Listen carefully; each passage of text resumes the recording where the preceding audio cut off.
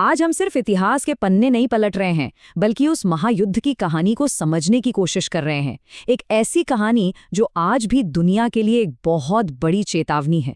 तो चलिए इस कहानी की गहराइयों में उतरते हैं। 20वीं सदी की शुरुआत में यूरोप का माहौल सच में कुछ ऐसा ही था। हर तरफ ताकत की होड़ थी, साम्राज्यों को बढ़ाने की जिद थी और नए नए हथियारों का जखीरा जमा हो रहा था। पूरे महाद्वीप में एक अजीब सा तनाव था। ऐसा लग रहा था कि बस एक छोटी सी गलती और सब कुछ तबाह हो जाएगा। तो इस कहानी के पहले हिस्से में हम यही देखेंगे कि कैसे ये सुलगता हुआ तनाव एक विश्व युद्ध की भयानक आग में बदल गया। देखिए, उस समय यूरोप ना साफ साफ दो बड़े खेमों में बटा हुआ था। एक तरफ थी केंद्रीय शक्तियां, जर्मनी, ऑस्ट्रिया हंगरी जैसे देश, और दूसरी तरफ थे मित्र राष्ट्र, जिनमें ब्रिटेन, फ्रांस और रूस शामिल थे। इन गठबंधनों ने ही आने वाले महासंग्राम का मंच तैयार कर दिया था।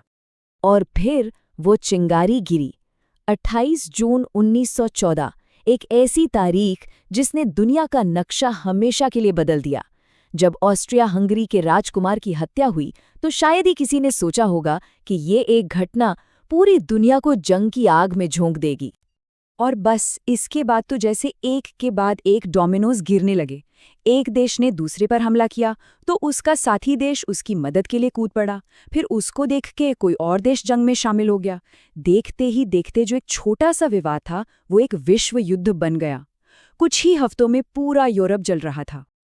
अब हम उस दौर में चलते हैं जहां युद्ध की वो क्रूर हकीकत सामने आई जिसकी किसी ने कल्पना भी नहीं की थी। ये पहले हुए किसी भी युद्ध जैसी बिल्कुल नहीं थी।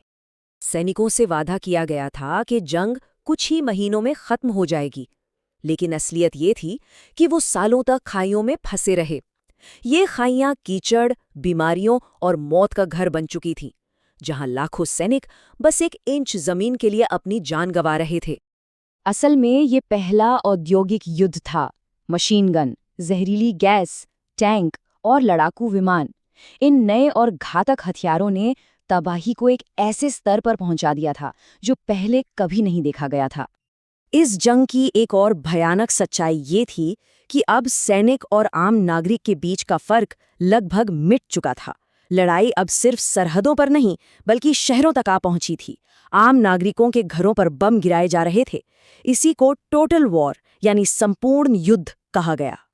और इस पूरी तबाही की कीमत थी 1,60,00,000 जाने। सोचिए जरा, ये सिर्फ एक आंकड़ा नहीं है, ये उन लाखों जिंदगियों की कहानी है जो इस जंग में खत्म हो गईं। चलिए अब कहानी में उस मोड़ पर चलते हैं जिसने इस महायुद्ध की दिशा ही बदल दी और ताकत का पलड़ा एक तरफ से दूसरी तरफ झुक गया। साल 1917 बहुत अहम था। इस एक साल में दो बड़ी घटनाएं हुईं। एक तरफ रूस में क्रांति हुई और वो युद्ध से बाहर हो गया, तो दूसरी तरफ समुंदर पार से संयुक्त राज्य अमेरिका मित्र राष्ट्रों की मदद के लिए जंग में कूद पड़ा। अमेरिका का जंग में आना एक गेम चेंजर था। उनके ताज़ादम सैनिक, नए हथियार और बेहिसाब संसाधन, इनसे थके हारे मित्र राष्ट्रों में एक नई जान आ गई। उन्हें वो बढ़त मिली जिसकी उन्हें सख्त ज़रूरत थी। और फिर धीरे धीरे केंद्रीय शक्तियों की हिम्मत जवाब देने लगी। आखिरकार वो दिन आया, 11 नवंबर 1918, जब जर्मनी ने हार मान ली और युद्ध विराम समझौते पर दस्तखत कर दिए। 4 साल बाद यूरोप के मैदानों पर बंदूकें शांत हो गईं। लेकिन युद्ध का अंत शांति नहीं लाया। ये अपने पीछे एक ऐसा गहरा जख्म छोड़ गया जिसने भविष्य में एक और भी बड़े और भयानक संघर्ष के बीज बो दिए थे। 1919 में हुई वर्साई की संधि। ये जर्मनी के लिए सिर्फ एक समझौता नहीं था, ये एक राष्ट्रीय अपमान था। उस पर युद्ध शुरू करने का सारा इल्जाम डाल दिया गया।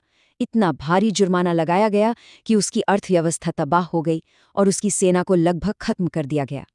ये शर्तें जर्मन लोगों के दिलो दिमाग में एक गहरे जख्म की तरह भर कर गईं। और हुआ भी यही। एक युद्ध का अंत दूसरे महायुद्ध की वजह बन गया।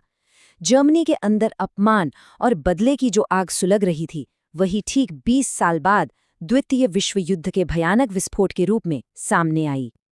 अंत में ये युद्ध हमें एक बहुत ही गंभीर चेतावनी देता है। ये हमें सिखाता है कि जब राष्ट्र अपने घमंड, अपनी ताकत और अपनी नफरत को इंसानियत से ऊपर रखने लगते हैं तो उसका नतीजा सिर्फ और सिर्फ तबाही होता है। और ये सवाल आज भी उतना ही जरूरी है जितना 100 साल पहले था। क्या हमने वाकई इतिहास से मिली इस चेतावनी को समझा है? ये एक ऐसी बात है जिस पर हम सबको सोचना चाहिए।